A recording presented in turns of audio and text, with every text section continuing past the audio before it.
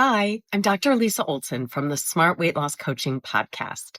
I've been working with Julia for almost 100 episodes now, and she has really helped me grow my podcast from basically just my parents, my husband and kids, and my sister as listeners to over 17,000 downloads.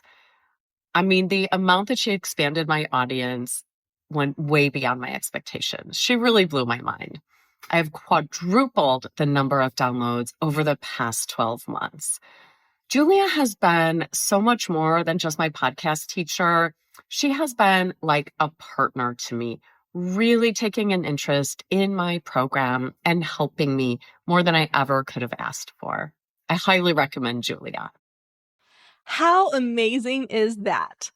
I am so grateful that Dr. Lisa shared her experience. And if her story resonated with you and you're thinking, wait, I want results like that too, that is exactly what we're doing inside the Podcast Growth Collective. It's the place for online business owners who want to turn podcasting into a powerful growth tool without the burnout and without guessing what to fix. If you're ready to stop spinning your wheels and finally start seeing results from your podcast, I would love to support you. Head to thepodcastteacher.com/collective to learn more and to join us. And now let's jump into today's episode. Welcome to Podcasting for Solopreneurs and FAQ Friday, where I answer a podcasting question in 5 minutes or less. Today's question is, how do I handle a bad review? This question comes from an anonymous listener. Thanks for being a fan of the show. I am so sorry to hear about your bad podcast review. I know that can really sting. We pour so much time and energy into our podcasts, and it can feel really personal when someone leaves a negative comment, especially if it's harsh or unfair. Unfortunately, there are a lot of trolls out there, and it's bound to happen to all of us at some point. So how do you handle it? Well, one option is that you simply don't. You can ignore it and move on.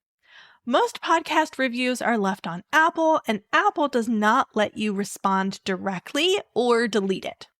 So if it feels like a one-off outlier, you are totally allowed to shake it off and just focus on your next episode. But there is another approach, especially if the review is bogus. You can turn it into a moment of connection and community with your real fans. I had a client several years ago who received a nasty 1-star review that made no sense.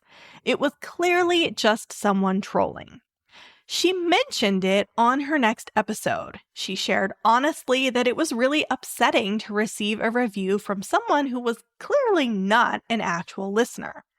She also incorporated a little humor, saying something like, "Apparently, I offended someone by talking about goal setting, which is kind of my whole thing. So if you actually like this kind of content, I would love if you take a moment to leave a quick positive review to help offset those cranky vibes." Her audience totally showed up for her, and she got several new 5-star reviews within just a few days, and that one bad review quickly got buried. So if you want to rally your people, that can be a really effective way to bounce back under the right circumstances.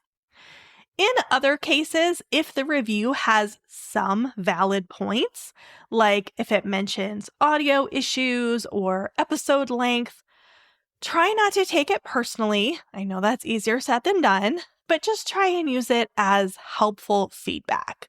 You can even mention on your show that, you got some listener feedback that the music was too loud, so you made a few adjustments and you hope it sounds better this week.